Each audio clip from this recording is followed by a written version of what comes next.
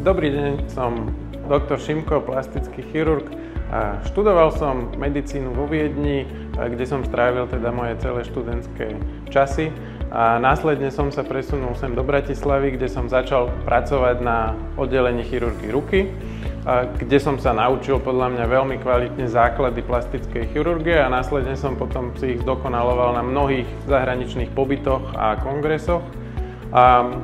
Je to už 14 rokov, čo robím v tejto profesii a venujem sa tomu každodenne.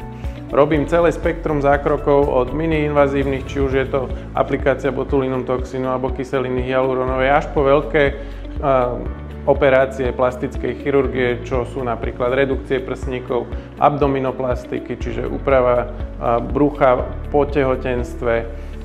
Veľmi časté operácie sú napríklad zväčšovanie prsníkov. Takisto tvárová chirurgia patrí k mojim špecializáciám, čiže patria do toho operácia horných viečok, facelifty, takisto aj dolné viečka, nejaké browlifty, to znamená nadvihnutie obočia.